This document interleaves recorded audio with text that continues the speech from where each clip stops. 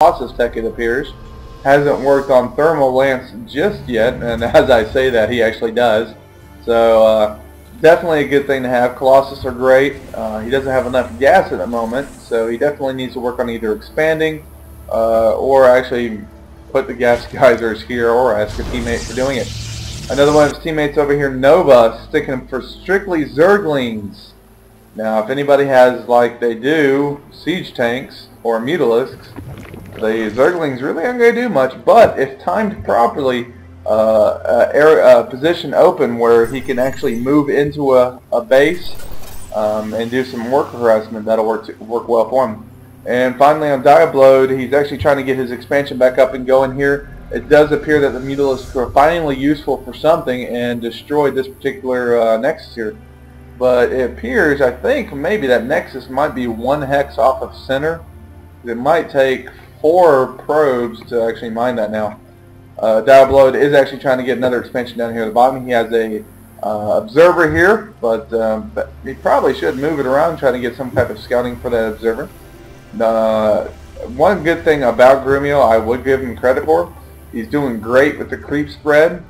His team actually has vision almost, or a little more than half of the right side of the map, so that's definitely a plus. And as you can see, Quarterly is double expanding here, trying to keep up his macro, doing a great job in that regard, banking a lot of resources here.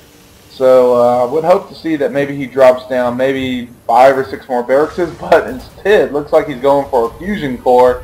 So we might see some the battle cruisers, which is definitely a plus. And it looks like maybe he's getting yet another orbital command. So he's trying to expand all over the map. Definitely a good thing to do. He can dump resources. If I was banking on this much and I didn't have the production facilities, I would definitely transfer some of those resources to my teammates. So, but something to think about. There's look like 9 mules flying out here. Did fly right over Grumio's expansion and decides to just let it sit there and not do anything. If you buy Mutalisks, guys, I've said it already a few times, do something with them. He can come over, oh, it looks like he finally is, can come over here, do a little bit of work harassment, gets 1, 2, 3, 4, 5, 6, 7, maybe about 10 total worker kills. But what's going to happen right now, Grumio does have a very high, large air army. He's got a lot of Mutalisks, a lot of Corruptors, and yeah, Nova's Mutalisks are definitely going to die very, very quickly here to the superior air army of Grumio. No upgrades on Grumio, no upgrades on Nova's air units, but number game was definitely in favor of Grumio.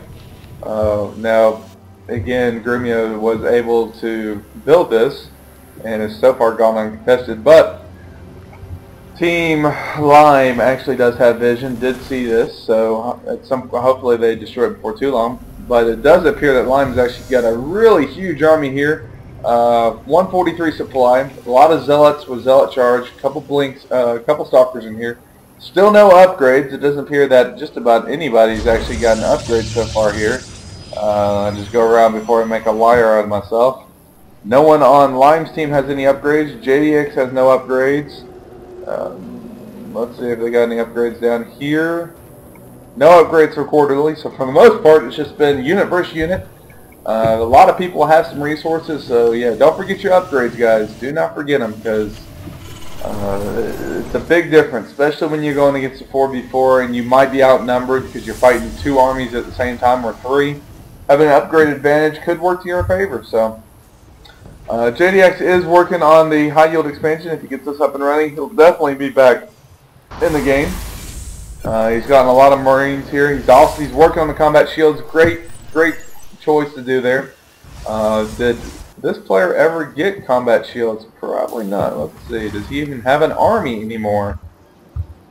Purple player, 89 supply somewhere, and it might be just all harvesters.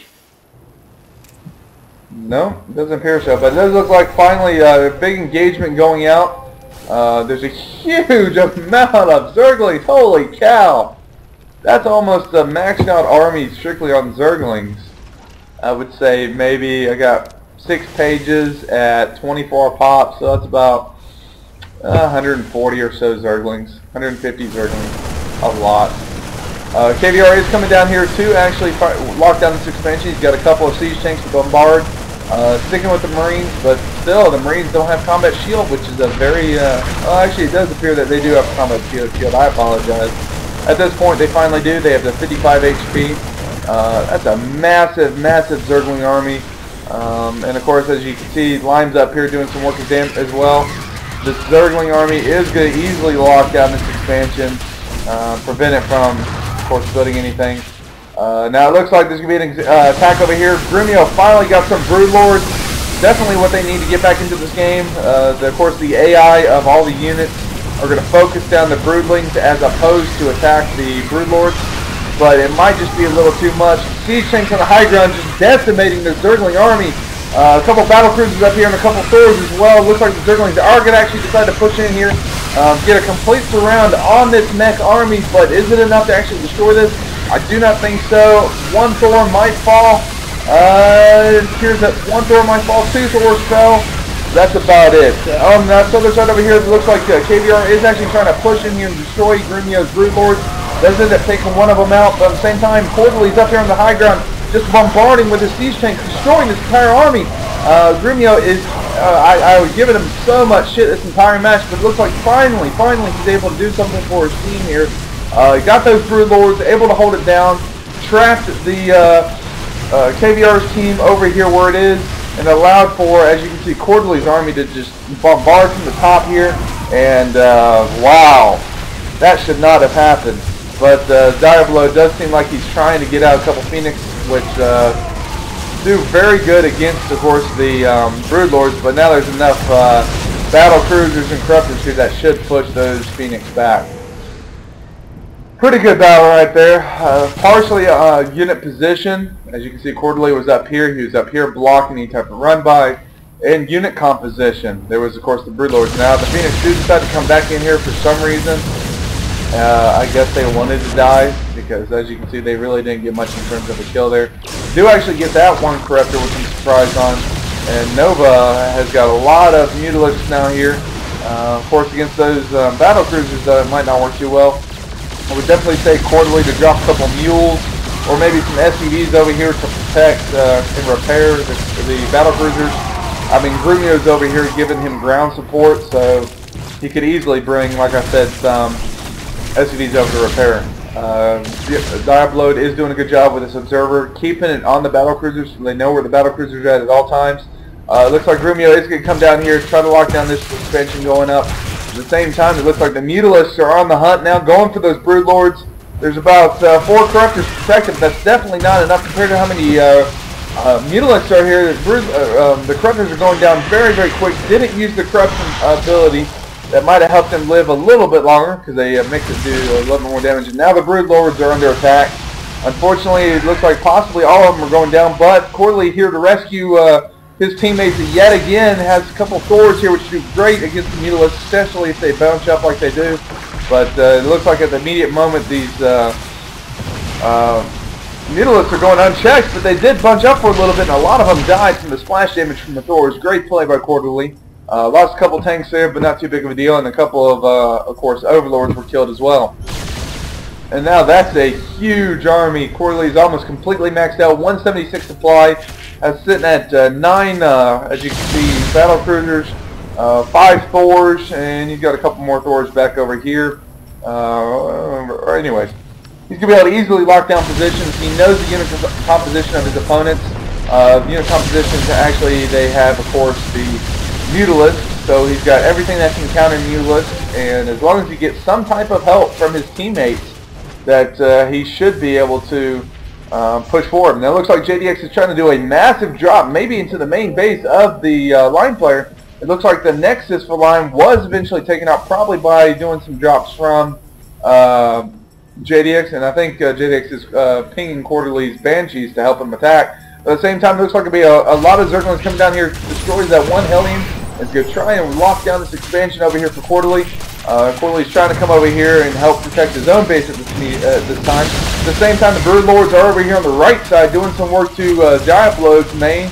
But without the support of any type of air units, they are definitely going to die. That's almost a whole page of Mutalisks, and yeah, these Broodlords, their days are numbered at this point. As you can see, every single one of them do get taken out. Massive drop over here in the main of Lime from JDX. Sieging up in the background. Good job there. And actually moving in, of course, with the Marines. Trying to take out production facilities. Trying to hinder this particular player from doing anything. And as you can see, Quarterly did cloak. He's actually, looks like he's going to come into KVR's expansion here. Doing a lot of worker harassment. Or actually, he's deciding to go straight for the command center itself. Looks like Grumio is now coming back with a couple of Zerglings himself. It does appear that this particular command center did completely get done. A lot of SCVs under attack at this point. Same time, JDX's high yield expansion is starting to definitely pay off.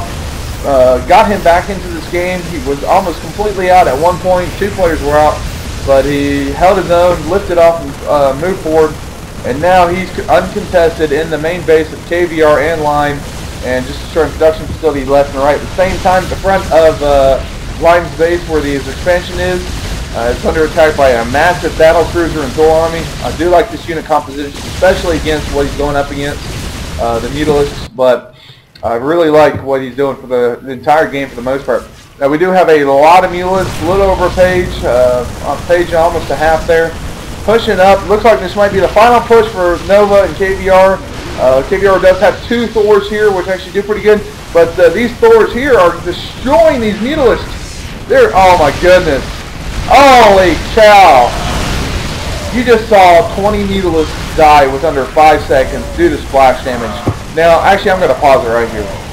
If you are using Mutalisks, I'm going to give you guys a little trick. If you are using Mutalisks and for some reason feel the urge to go up against Thors, now if there's only 1 or 2 Thors and you had that many amount of Mutalisks, you can handle it. But what you want to do, you do not. Well, let me start with what you don't want to do. You don't want to have your Mutalisks and right-click on the Thor. You do not want to do that. What that'll do is if they're over here or wherever they're attacking from, they will stream straight onto the Thor, okay? And then they will bunch up in the air. The units bunch up like crazy in the air. Instead, what you want to do is have your Mutalisks right here, okay?